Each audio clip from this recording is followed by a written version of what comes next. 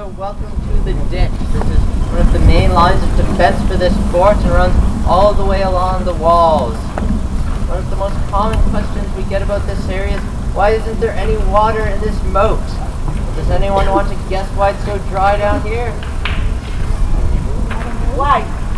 Well, it's actually quite simple. It's because this isn't a moat. It's just a ditch. The idea with the water-filled moats comes from the medieval time period when you had the knights in their heavy suits of armor, and if you're wearing one of those and you fall in some water, you'll sink like a rock and drown.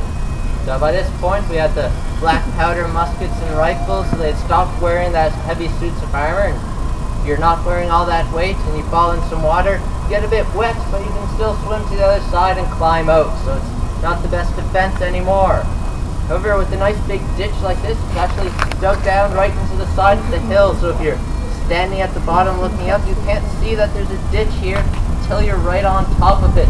And if you're running up this hill and you suddenly see there's a ditch right in front of you, but there's 100 of your friends right behind you who don't know there's a ditch here, so they're running forward, it's a little hard to stop suddenly. And then you'll fall down here and break your legs. It's a little hard to take over a fort when you can't get up and walk. We also do have a couple other things in case enemies manage to get this far, if they're maybe using ropes and ladders to climb down or digging a tunnel into the side. See along this outside wall behind me there's a whole bunch of narrow little slots in there. Well, there's actually a tunnel running all the way along the outside wall, and if the enemy force ever managed to get up to where we are now, there'd be a rifle sticking out of every one of those narrow little windows there. You can see we're pretty out in the open here, nice and exposed without much to hide behind.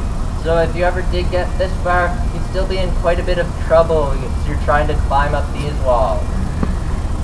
Are there any questions so far before we head down this way and I can point out a few other things about around the ditch?